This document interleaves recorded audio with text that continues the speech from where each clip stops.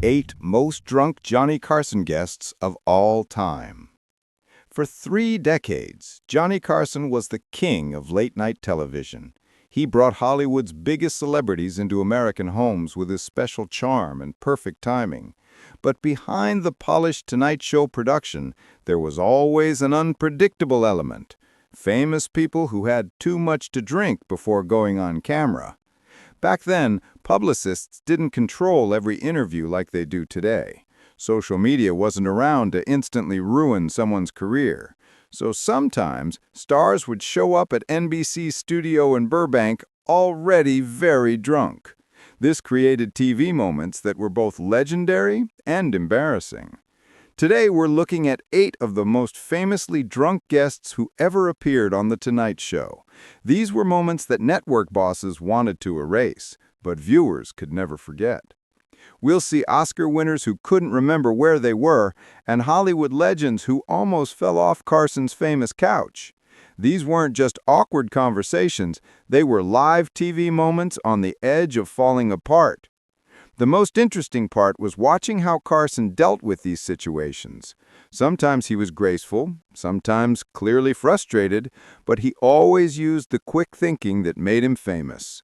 So get yourself a drink, maybe not as strong as what these celebrities had, and enjoy this countdown of Johnny Carson's most memorably drunk visitors, counting down from number 8 to the most unforgettable moment of all.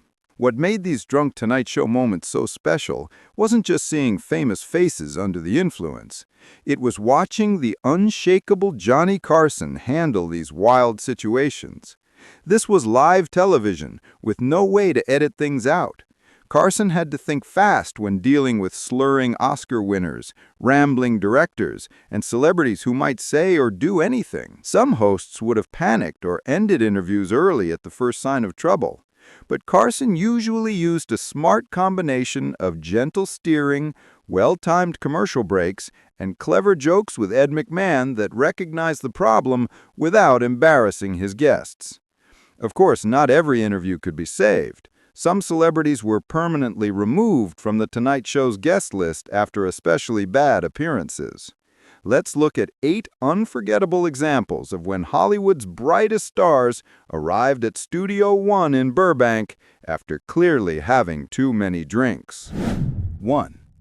Peter O'Toole, the eloquent inebriate. Peter O'Toole occupied a unique position in Hollywood, a classically trained actor of extraordinary talent who was equally famous for his epic drinking exploits. The star of Lawrence of Arabia and 7-time Oscar nominee brought to The Tonight Show a fascinating combination of Shakespearean eloquence and unpredictable behavior that made his appearances both intellectually stimulating and somewhat nerve-wracking for Carson's production team. Unlike some celebrities who attempted to hide their drunkenness, O'Toole approached his drinking with the same dedication he brought to his craft, with full commitment and without apology. His Tonight Show appearances typically occurred after he had enjoyed what he called a proper lunch, his euphemism for an afternoon of sustained Scotch consumption. His most memorable Carson appearance came in 1978 when he arrived to promote Caligula, already a controversial film before its release. Backstage staff noted that O'Toole was well lubricated before the broadcast, having apparently spent much of the afternoon in the hotel bar across from the NBC studios. Nevertheless, he was coherent and charming during the pre-interview, leading producers to believe the segment would proceed normally. When O'Toole walked on stage, he initially appeared composed, his natural grace and theatrical training allowing him to navigate the short distance to the guest chair with reasonable stability. The first hint that the evening might take an unusual turn came when, rather than waiting for Carson's initial question, O'Toole immediately launched into a critique of the studio lighting, suggesting it was designed by someone with a profound hatred of human skin tones. Carson, amused rather than offended by this observation, smoothly transitioned to a question about O'Toole's latest project. Rather than providing the expected promotional response, O'Toole embarked on a remarkably articulate but entirely off-topic discourse on the decline of classical training in modern actors. This 7-minute improvised lecture, delivered with perfect diction despite his intoxication, left Carson alternately impressed by O'Toole's eloquence and frustrated by his complete disregard for the interview's intended direction. Throughout the segment, O'Toole exhibited a fascinating pattern. He would drift into seemingly disconnected stories, appear to lose his train of thought entirely, then suddenly snap back with razor-sharp observations delivered in perfect theatrical English. The effect was like watching someone repeatedly fall asleep at the wheel, only to awaken with the reflexes of a Formula One driver, narrowly avoiding disaster each time. The interview's most surreal moment arrived when Carson mentioned O'Toole's well-known passion for fencing. Without warning, O'Toole leapt to his feet, grabbed Carson's pen from the desk, and assumed a perfect on-guard position. "Stand up, Johnny. I shall teach you the basics of the noble art." Carson, caught completely off guard, but always game for unexpected moments, cautiously stood and allowed O'Toole to demonstrate proper fencing stance and technique, using the pen as an improvised foil. This impromptu fencing lesson continued for nearly 3 minutes, an eternity in television time, with O'Toole becoming increasingly invested in his role as instructor. The audience roared with delight as Carson awkwardly attempted to follow O'Toole's commands to lunge with conviction and parry as though your virtue depends upon it. The segment, which had begun as a standard celebrity interview, had transformed into an unplanned physical comedy routine, punctuated by O'Toole's genuinely informative commentary on swordsmanship through the ages. When they finally returned to their seats, O'Toole seemed to have forgotten entirely about the film he was supposed to be promoting. Instead, he began reminiscing about drinking competitions with his friend Richard Harris, describing in vivid detail a 3-day bender in Dublin that involved temporary ownership of a racehorse. Carson, recognizing that any attempt to redirect the conversation would be futile, simply became an amused audience member himself, allowing O'Toole's storytelling to take center stage. Despite, or perhaps because of the chaotic nature of his appearances, O'Toole remained a welcome guest on The Tonight Show throughout Carson's tenure. Unlike some intoxicated celebrities who became hostile or incoherent, O'Toole maintained a certain charm even at his most inebriated. His classical training and natural wit gave him resources to draw upon even when his faculties were compromised, creating what one Carson writer described as the most eloquent drunk in television history. As another writer aptly summarized, he was a master of words when he remembered them. This observation captured the essence of O'Toole's Tonight Show appearances, a brilliant mind operating through an alcoholic fog, occasionally losing its way, but never its fundamental eloquence. 2. Oliver Reed, the guest too wild even for Carson. In the collection of notoriously intoxicated celebrities, few names carry the legendary status of Oliver Reed. The British actor, known for powerful performances in films like Oliver and Women in Love, had earned an international reputation for his massive drinking and unpredictable behavior, a reputation that eventually made him the rare celebrity considered too risky even for Johnny Carson's Tonight Show. Unlike the other entries on our list, Reed never actually made it onto Carson's couch, a distinction that itself speaks volumes about his notorious status.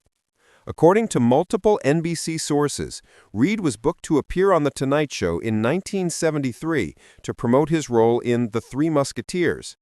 However, as the broadcast date approached, reports about Reed's recent behavior on other talk shows reached Carson's producers, triggering unprecedented concern. Reed had recently appeared on several British chat shows in various states of drunkenness, creating moments of television that were alternately hilarious and horrifying. On the BBC's Parkinson, he had performed impromptu gymnastics before calling the host a duller version of the real thing. On the Russell Hardy Show, he had emptied a glass of whiskey into a potted plant after declaring it too weak and demanding stronger refreshment. Most alarmingly, on an Australian program, he had reportedly threatened to remove his trousers if the host continued asking questions about his drinking habits, a threat he began to make good on before the broadcast hastily cut to a commercial. These incidents created serious concerns for The Tonight Show's producers, who brought their reservations directly to Carson. According to former NBC executive Dick Ebersol, Carson reviewed tapes of Reed's previous appearances and made an unprecedented decision to cancel the booking altogether, rather than risk an uncontrollable situation on live television. This decision was especially remarkable given Carson's usual approach to potentially difficult guests. Rather than avoiding controversial figures, Carson typically welcomed them, confident in his ability to manage even the most challenging interviews. His willingness to draw a line with Reed spoke volumes about just how unpredictable the British actor was considered to be. The cancellation created its own minor controversy, with Reed publicly declaring that American television was too bloody timid and suggesting that Carson was afraid of a real man on his precious show. These comments might have burned the bridge permanently, but Carson, ever the professional, reportedly kept the door slightly open, telling his booking team that Reed would be reconsidered after he demonstrates he can appear on television without becoming the headline. That opportunity never materialized during Carson's tenure. Reed's reputation for alcohol-fueled antics only grew throughout the 1970s and 1980s, creating a self-fulfilling prophecy where his behavior became so expected that he seemed to feel obligated to live up to it. By the time he achieved a career renaissance with his role in Gladiator in 2000, Carson had long since retired from The Tonight Show. What makes Reed's non-appearance particularly significant is how it reveals the invisible boundaries of what even the most tolerant talk show would accept. In an era when intoxicated celebrities were relatively common on late-night television, Reed represented the outer limits, a guest whose unpredictability exceeded even Carson's considerable abilities to manage on-air chaos. As one former Tonight Show writer simply put it, he drank like it was his job and talked like it wasn't. This observation captured the essence of why Reed remained the guest too wild even for Carson, a man whose primary talent sometimes seemed at war with his even more impressive capacity for self-sabotage. 3. Zsa Zsa Gabor, vodka and diamonds on display. Zsa Zsa Gabor built her career on a carefully crafted image, the glamorous Hungarian bombshell whose accent was as thick as her jewelry was expensive. With her trademark link and flirtatious manner, Gabor was a Tonight Show favorite, reliable for delivering entertaining, slightly risque banter that perfectly complemented Carson's straight-man reactions. Usually, Gabor's appearances followed a predictable pattern. She would walk onto the stage dripping in jewels, exchange playfully suggestive remarks with Carson about her multiple marriages, plug whatever project she was nominally promoting, and leave the audience charmed by her exotic European glamour. But on one memorable night in 1973, this familiar routine went spectacularly off the rails due to what appeared to be a pre-show encounter with significantly more vodka than was advisable. Trouble signs were apparent from the moment Gabor emerged through the curtain. Her normally precise runway walk was noticeably unsteady, with one stiletto heel nearly catching in the carpet as she made her way to the guest chair. Carson, ever the gentleman, rose to assist her, a courtesy that Gabor acknowledged by attempting to kiss his cheek, but instead landing somewhere closer to his ear. Once seated, Gabor's usually manageable accent seemed to have doubled in thickness, making some of her initial responses nearly impossible to understand. Carson, quickly recognizing the situation, shifted to questions requiring simple answers. But Gabor insisted on delivering lengthy, wandering responses that frequently lost their way before reaching any clear conclusion. The situation escalated when Gabor, apparently feeling that her position on the couch wasn't close enough to Carson, attempted to slide nearer to him mid-answer. This maneuver nearly ended in disaster as she momentarily lost her balance and began to tip sideways.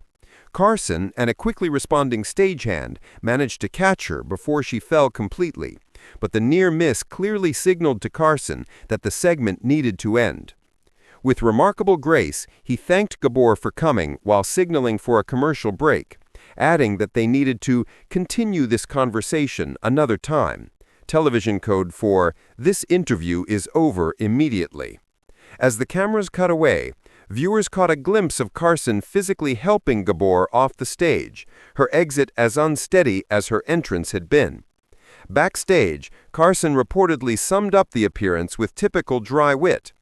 "She came for charm, but vodka showed up first."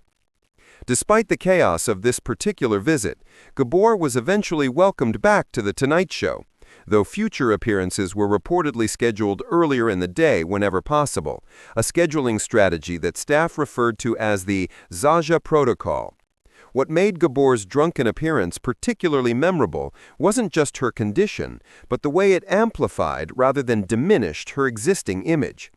Where some celebrities became entirely different people under the influence, Gabor simply became an exaggerated version of her public self, more flirtatious, more outrageous, and more uninhibited in her pursuit of attention.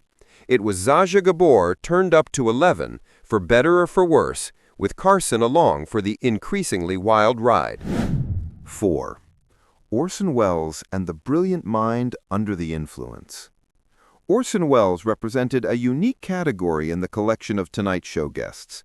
Unlike celebrities who appeared primarily to promote their latest projects, Welles was welcomed as a genuine intellectual, a Renaissance man whose conversations with Carson often elevated late-night television to something approaching high culture.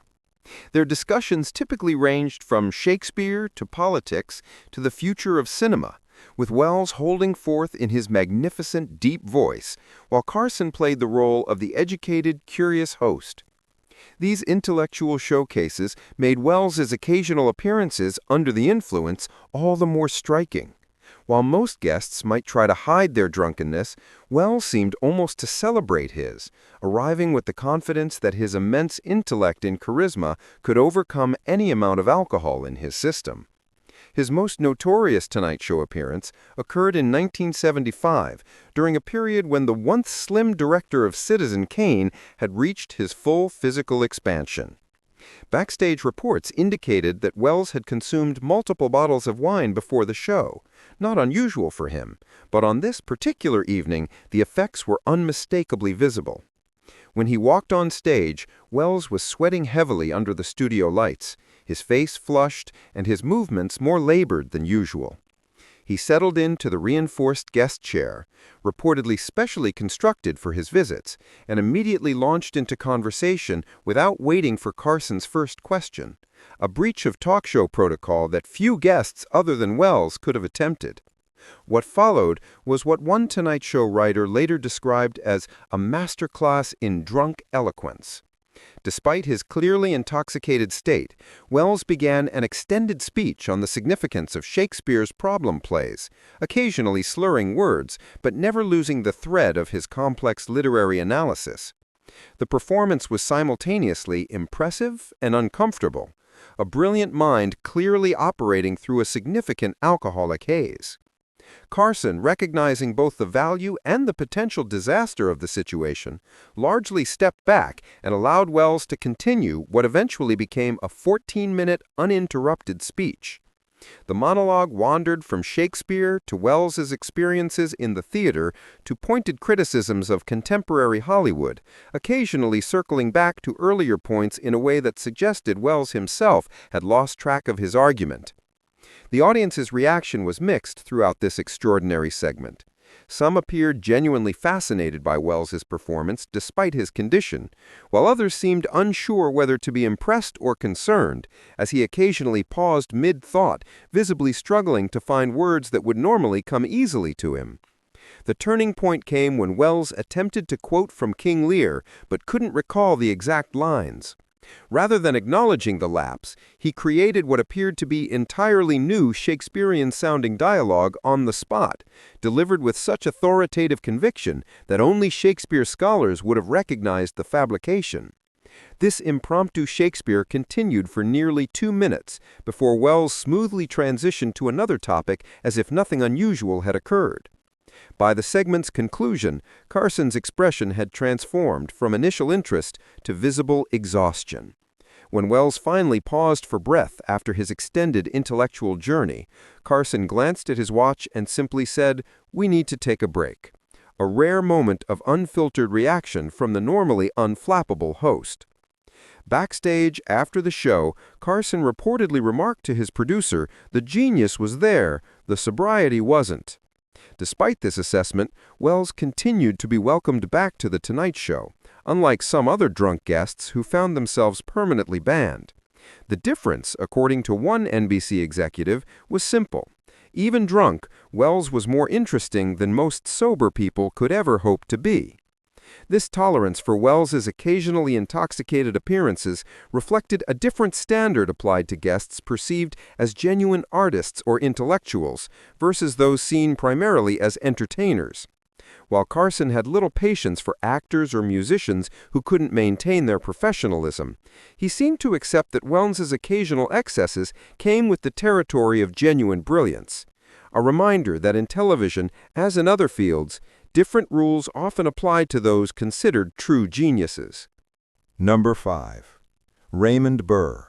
Perry Mason's shocking fall from grace. Raymond Burr commanded unmatched respect in Hollywood throughout the 1950s and 1960s. As television's Perry Mason, the unshakable, morally upright defense attorney who never lost a case, Burr had established himself as the very embodiment of dignity and professionalism. His imposing physical presence, combined with his deep voice, created an aura of authority that made him one of television's most trustworthy figures. All of this made his disastrous 1970 Tonight Show appearance even more shocking for viewers accustomed to seeing Burr as the peak of composure. The incident began with a bad sign. Burr arrived at the studio nearly 40 minutes late, forcing Carson's production team to hastily rearrange the evening's schedule. When he finally appeared backstage, staff members immediately noticed he was visibly drunk, a state virtually no one associated with the strictly professional actor. Carson, already irritated by the scheduling disruption, was reportedly told about Burr's condition just moments before the actor was set to come on stage. According to production staff, Carson briefly considered canceling the segment entirely, but ultimately decided that sending away a star of Burr's magnitude would create even more problems. When Burr finally walked through the famous Tonight Show curtains, the contrast between the Perry Mason viewers knew and the man who appeared before them could hardly have been more dramatic. His normally perfect appearance was disheveled, tie crooked, hair uncharacteristically messy, and face noticeably flushed. He gripped the back of the guest chair momentarily to steady himself, before sitting down with a heaviness that made the furniture visibly shift. Carson began with a gentle question about Burr's current projects, likely hoping to ease into the conversation safely. Instead of discussing his work, however, Burr launched into a rambling speech about his orchid collection, a genuine hobby of his, but one that had nothing to do with Carson's question. For nearly 10 painful minutes, Burr talked about orchid cultivation, breeding techniques, and his greenhouses in Fiji, occasionally losing his train of thought mid-sentence, only to start a new, equally off-topic subject. The audience, initially excited to see television's beloved Perry Mason, grew increasingly uncomfortable as Burr's speech became more slurred and his points more disconnected. Carson made several attempts to redirect the conversation toward Burr's career, but the actor either didn't register these prompts or deliberately ignored them. The situation reached its lowest point when Carson, clearly desperate to salvage something from the interview, asked Burr about his experiences playing Perry Mason. Rather than offering the expected nostalgic reflection, Burr stared at Carson for an uncomfortably long moment before asking, "What did you say your name was again?" Despite having been introduced by Carson just minutes earlier, and despite Carson being the most recognized talk show host in America, Burr seemed genuinely unable to recall who was interviewing him. The audience's nervous laughter quickly faded to awkward silence. Carson, visibly stunned by the question, recovered with remarkable grace, extending his hand and saying, "Johnny Carson, pleasure to meet you, Mr. Burr." This moment of quick-witted damage control became one of Carson's most legendary examples of grace under pressure. After the interview finally concluded, Carson reportedly told his producer he went from courtroom legend to cocktail liability in one night.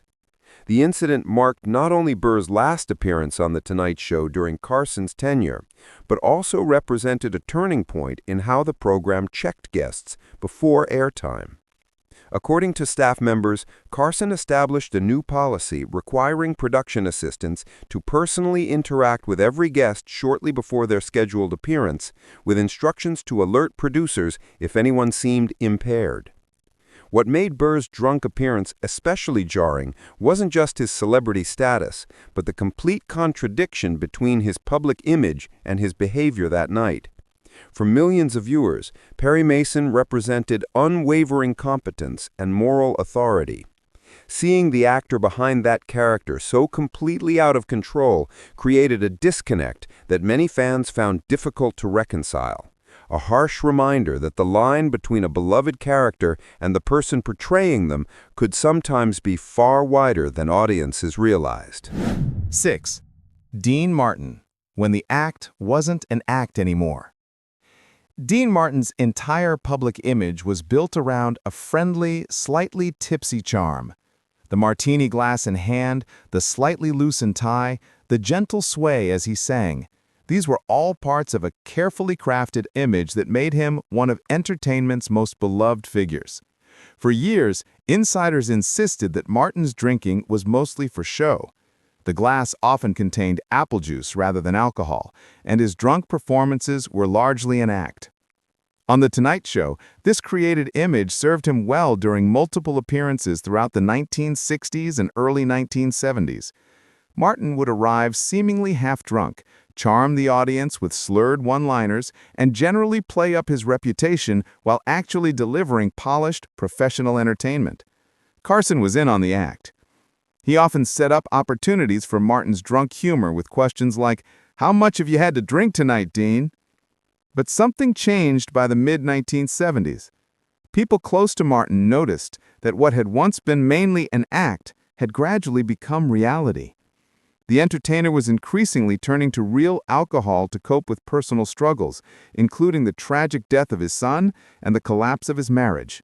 This painful transition from performed drunkenness to genuine impairment became undeniably clear during a 1976 Tonight Show appearance that remains one of the program's most uncomfortable moments. Martin was booked as the lead guest, supposedly to promote an upcoming NBC special.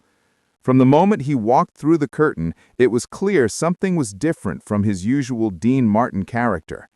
Instead of his trademarked, controlled sway, Martin stumbled noticeably on his way to the guest chair, nearly missing it as he sat down. His eyes appeared unfocused, and the slight slur that had always been part of his charm was now so bad that several of his first responses were nearly impossible to understand. Carson, who had introduced Martin with his usual enthusiasm, quickly realized something was wrong. The interview went off course almost immediately when Carson asked about Martin's upcoming special. Instead of providing the expected promotional response, Martin looked genuinely confused and asked, "What special?" When Carson tried to remind him about the NBC program, Martin responded with, "Oh, I thought I was here to talk to Merv," apparently confusing The Tonight Show with rival program The Merv Griffin Show. Carson tried to save the interview with his usual quick wit, joking, "Well, Merv's not here tonight, but I can put on a wig if it would help." The audience laughed nervously, but Martin didn't seem to understand the joke. Instead, He stared blankly at Carson before asking, "What time is it?" despite the interview being barely 2 minutes old. What followed was 7 painful minutes of television, with Carson desperately trying to guide Martin through basic conversation, while the legendary entertainer drifted further into confusion. At one point, Martin began singing "Everybody Loves Somebody" without being asked, stopping midway to ask if the show was being taped or broadcast live. The most revealing moment came when Carson, seeking any coherent response, asked Martin about his famous golf game. Martin briefly perked up, starting a story about playing with fellow Rat Pack member Sammy Davis Jr., only to suddenly stop and ask, "Where's Sammy? Is he coming on next?" despite Davis not being booked on that night's show at all. Carson mercifully brought the segment to an early close, thanking Martin and quickly introducing a commercial break. The camera lingered just long enough to capture the genuine concern on Carson's face as a production assistant helped Martin from the stage. Backstage, according to multiple staff accounts, Carson was unusually shaken. Dean made drunk look classy until it didn't. He reportedly told his producer, "That wasn't the Dean Martin we know." Despite their longtime friendship, Martin's appearances on The Tonight Show became much less frequent after this incident. Carson was apparently reluctant to risk another such uncomfortable situation. What makes Martin's case especially sad is how it revealed the thin line between a celebrated public image and a private struggle. For years, audiences had laughed along with Martin's drunk character, never suspecting that the act would eventually give way to a much sadder reality played out on national television. 7. Shelley Winters, the hurricane in human form. If Johnny Carson kept an unofficial list of his most challenging guests, Shelley Winters would definitely have been near the top. The 2-time Academy Award winner was famous for dramatic performances on screen, but her Tonight Show appearances often featured a different kind of drama, the kind fueled by pre-show drinks and complete disregard for normal TV interview rules. Winters arrived at the studio drunk so consistently that Tonight Show staff had a standard plan when she was booked. They'd place her in the second or third guest spot instead of opening the show, hoping she might sober up a little while waiting backstage. This strategy rarely worked because Winters typically kept drinking in her dressing room until she was called to the stage. Her most notorious appearance happened in 1974, when she was booked to promote her autobiography. From the moment she walked on stage, noticeably unsteady in heels that suddenly seemed too high, viewers knew they were in for an unusual segment. Carson had barely finished introducing her when Winters launched into a rambling story completely unrelated to her book, interrupting him mid-sentence. What followed was television chaos. Winters talked over Carson repeatedly, cut off his questions, and at one point turned to directly address the studio audience as if Carson weren't there at all. When he tried to steer the conversation back to her book, she dismissed his question with a wave of her hand, saying, "Oh, Johnny, nobody cares about that. Let me tell you what happened with Marlon Brando instead." The situation got worse when another guest, a young actor promoting his first major film, joined them on the couch. Instead of letting Carson interview him, Winters kept interrupting. At one point, she placed her hand on the clearly uncomfortable young man's knee while telling him he reminded him of a young Errol Flynn. When the actor tried to answer Carson's question about his film, Winters loudly announced, "His movie isn't very good, but he's pretty to look at." Carson, normally calm and professional, showed rare visible frustration. Viewers could see his jaw tightening as he repeatedly tried and failed to control his own show. At one point, the camera caught him shooting a desperate glance toward Ed McMahon, who merely shrugged helplessly from his sidekick chair. The breaking point came when Winters, apparently feeling that Carson wasn't paying enough attention to her stories, reached over and grabbed his note cards from his hand. She tossed him over her shoulder while announcing, "You won't be needing these, Johnny. I'm much more interesting." The cards scattered across the studio floor as the audience gasped. After finally managing to end the segment with another early commercial break, Carson reportedly told his producer, "If she's ever booked again, I'm taking that night off." True to his word, Winters disappeared from the Tonight Show guest list for nearly 3 years, an extraordinary timeout for an actress of her status. When she eventually returned in 1977, it was under strict conditions. This included a noon interview time for the tape delay show, making heavy drinking beforehand less likely, and an understanding that any similar behavior would result in a permanent ban. As one staff writer simply described her approach to Tonight Show appearances, she didn't sip, she stormed. What made Winters' drunk appearances especially challenging was that unlike some intoxicated guests who simply became incoherent, she became more dominant, louder, more opinionated, and completely unwilling to follow the basic rules of a talk show interview. In Carson's carefully controlled television world, she was the hurricane that no amount of preparation could contain. 8. Truman Capote, the literary genius who couldn't form a sentence. When Truman Capote walked onto the Tonight Show set in 1980, viewers immediately knew something was wrong. The brilliant writer of In Cold Blood and Breakfast at Tiffany's was known for his sharp wit and clever observations, but he could barely walk from the curtain to the guest chair without stumbling. What followed was perhaps the most uncomfortable 17 minutes in Tonight Show history. From the moment Carson welcomed him with a simple, "It's great to have you with us tonight," it was obvious Capote was very drunk.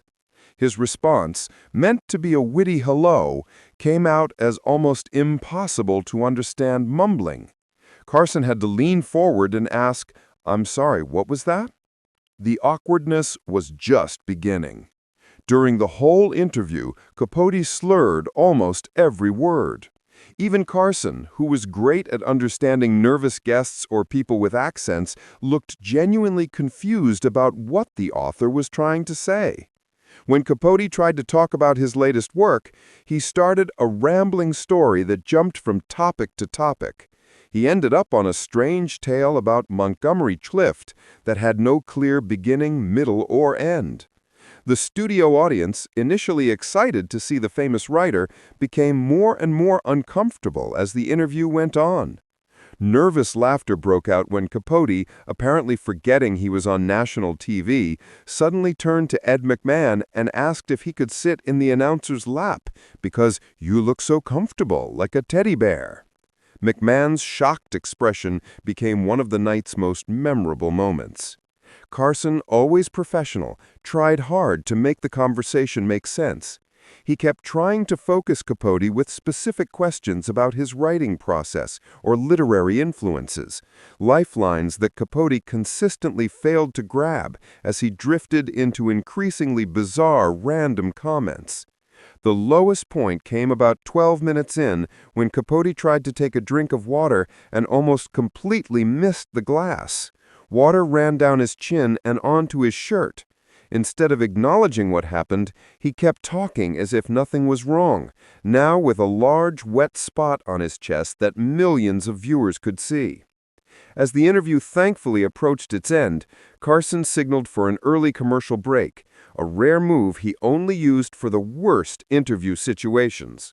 The camera caught him breathing out with visible relief as it cut away. This moment wasn't supposed to be shown, but it made it to air because the director reacted too slowly. After the show, Carson reportedly told his producer, "That wasn't an interview. It was a hostage situation in slow motion." True to his word, Capote never appeared on The Tonight Show again during Carson's remaining years as host, despite the author's literary fame and previous successful appearances. What made the Capote incident especially uncomfortable wasn't just his obvious drunkenness. It was the contrast between his brilliant public image and the incoherent person viewers saw that night. It was a painful public look at the demons that would eventually contribute to Capote's declining health and career in his final years, a harsh reminder of how substance abuse could undermine even the most brilliant mind on national television. These 8 unforgettable moments remind us of a different era in television, a time when live broadcasts meant anything could happen, and often did. From Peter O'Toole's eloquent rambling to Truman Capote's devastating appearance, each incident revealed something profound about the fragile line between public persona and private struggles. What stands out most isn't just the chaos these intoxicated celebrities created, but Johnny Carson's remarkable ability to navigate these impossible situations. Whether showing grace under pressure with Raymond Burr, maintaining professionalism with Shelley Winters' disruptions, or simply knowing when to step back and let Orson Welles hold court, Carson demonstrated why he remained the king of late night for 3 decades. These stories serve as both entertainment and cautionary tales, reminders that fame and talent don't make anyone immune to the dangers of excessive drinking, and that the cameras capture everything, preserving these moments for generations to witness. If you enjoyed this journey through Tonight Show history, don't forget to like, subscribe, and share this video with fellow classic TV enthusiasts. What other legendary Johnny Carson moments would you like us to explore? Drop your suggestions in the comments below, and hit that notification bell so you never miss our deep dives into television's most memorable moments. Until next time,